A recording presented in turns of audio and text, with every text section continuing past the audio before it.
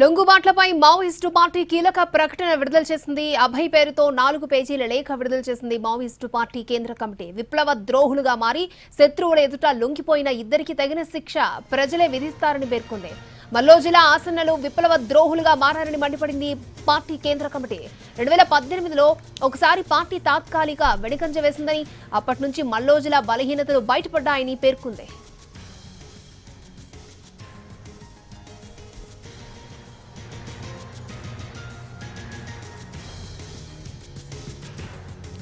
లొంగుబాట్లపై Maoist party కీలక ప్రకటన విడుదల చేసింది. అభయ్ పేరుతో 4 పేజీల లేఖను విడుదల చేసింది మావోయిస్టు పార్టీ కేంద్ర కమిటీ. విప్లవ ద్రోహులుగా మారి శత్రువుల ఎదుట లొంగిపోయిన ఇద్దరికి తగిన శిక్ష ప్రజలే విధిస్తారని పేర్కొంది.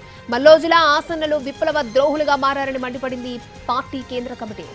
2018లో ఒకసారి పార్టీ తాత్కాలిక వెనుకంజ వేసిందని, అప్పటి నుంచి మల్లోజిలా బలహీనతలు బయటపడ్డాయని పేర్కొంది.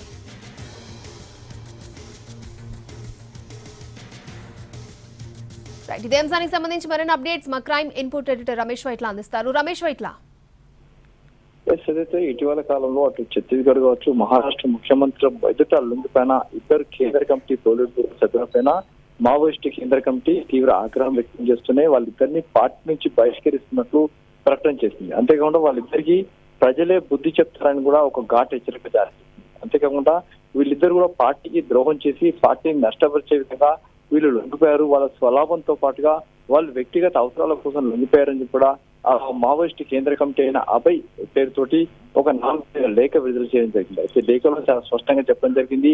దీంట్లో మల్లోజిలా తన వ్యక్తిగత అవసరాలు కావచ్చు, తన స్వలాభం కోసం కావచ్చు, తన కోసమే ఈ పార్టీని వీడి పార్టీని నష్టపరిచి, పార్టీని పూర్తిగా బలంగా ఉన్న పార్టీని నష్టపరిచి ఆ మేరకు లేఖలు విడుదల చేసి పార్టీలో ఒక గందరగోళ పరిస్థితి సృష్టించి ఆ మేరకు అతను లొంగిపోవడం జరిగింది. పార్టీకి తీవ్ర నష్టాన్ని చేకూర్చారు.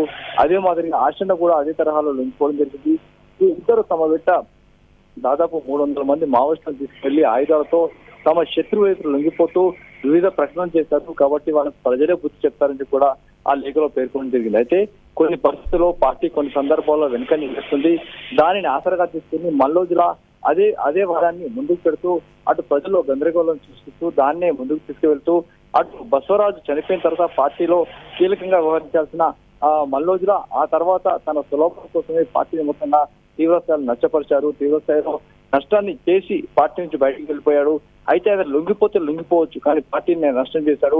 కాబట్టి ఇలాంటి చర్యను తాము ఉపేక్షించే పరిస్థితులు లేని చెప్పడం జరిగింది. అంతేకాకుండా ఎవరైనా పార్టీ నుంచి లొంగిపోవాలనుకుంటే ముందు శ్రమ తీసుకోవాల్సి ఉంటుంది. కానీ మల్లోజిలా కావచ్చు, ఆశన కావచ్చు, ఇద్దరు కూడా ఎలాంటి అనుమతులు తీసుకోకుండా వాళ్ళు లేకపోతే నిర్ణయం తీసుకొని పార్టీకి తీవ్ర నష్టం చేస్తూ వాళ్ళు వెళ్లిపోవడం జరిగింది. కాబట్టి వీళ్ళకి ప్రజలే బుద్ధి చెప్తారని కూడా తన లేఖలో పేర్కొనడం జరిగింది. దీంతో పాటుగా 4 పేజీల లేఖలో వాళ్ళిద్దరికి ప్రజలే బుద్ధి చెప్తారని కూడా జాతీయ హెచ్చరికలు జారీ చేస్తూ వాళ్ళని పార్టీ నుంచి బహిష్కరిస్తూ నిర్ణయం తీసుకున్నట్టు తెలుస్తారు. ఓకే రమేష్ వైట్ల.